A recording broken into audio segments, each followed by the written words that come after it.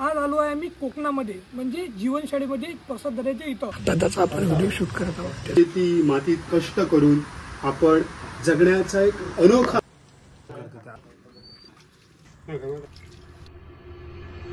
तर काय म्हणता पोट्टे हो, थांबा पहिल्यापासून पाच सब पोट्टे आपले पिलांटू आपल्याला रेल्वे स्टेशनवर सोडायला आले.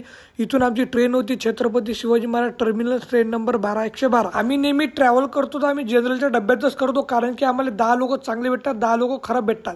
पण आम्हाला हे जे काका भेटले, हे काका एकदम चांगले होते. त्यांना आम्हाला त्यांच्याजवळ खायला दिलं, त्याला खराब नाही वाटलं पाहिजे म्हणून ते जे जे देत होते आम्ही ते खात होतो, फक्त नाही नव्हतो म्हणून.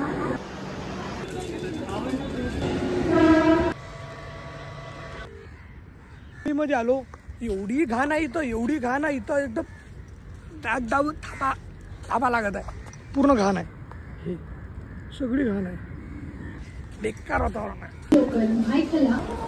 आता आम्ही बसलो लोकमान्य टिळक टर्मिनल्स मध्ये सध्या. आता इथून लागेल नेत्रवती एक्सप्रेस ट्रेन नंबर 16,345. जागा आहे का? पूर्ण कोकणचा पट्टा आहे, पूर्ण कोकण. कुडर रेल्वे स्टेशन वरती पोहोचलो. तिथं आम्हाला रसिक दादा ऑटोवाले घ्यायला आले, पण हे सर्व इनव्हिजिबल होतं ना, आम्हाला काही दिसत होतं ना, आम्हाला काही नव्हतं.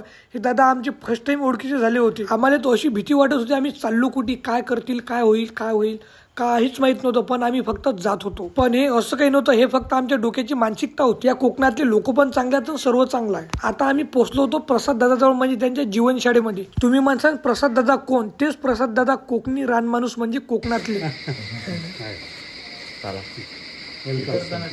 आता आम्ही आलो बाळूदादाच्या पांघरणामध्ये, म्हणजे घर. मला तर असं यकीन नव्हतं, कारण की इकडले घर फक्त मी व्हिडिओ मध्येच पाहत होतो. आज मी माझ्या स्वतःच्या 2 डोळ्याने एकदम लाईव्ह मध्ये घर पाहत होतो. इकडले एकदम ट्रेडिशनल लाईफ आहे. आल्या दादा म्हणे पहिले तुम्ही आंघोळा करून घ्या, कारण की आम्ही 24-25 घंट्यानंतर ट्रॅव्हलिंगचा सफर पार केल्यानंतर इथपर्यंत पोहोचलो. हे गाव एवढ्या दूर आहे, पूर्ण जंगलात आहे, आणि जंगलात 2-3 घर. आल्या इकडे यांचं ट्रेडिशनल फूड जेवण करायला भेटलं. जेवण केल्यानंतर पांघरमध्ये जाऊन निवांतपणे मी झोपलो. हे पूर्ण घर मातीचं वरून कवलं. झोपेतून उठून पहिले बाहेर आलो, हे मी पहिली माझ्या आयुष्यातली कोकणातली पाहिलेली पहाट होती. आजच्यासाठी एवढं. समोर काय झालं ते तुम्हाला सांगतो, तोपर्यंत चॅनलला सबस्क्राईब करून घ्या.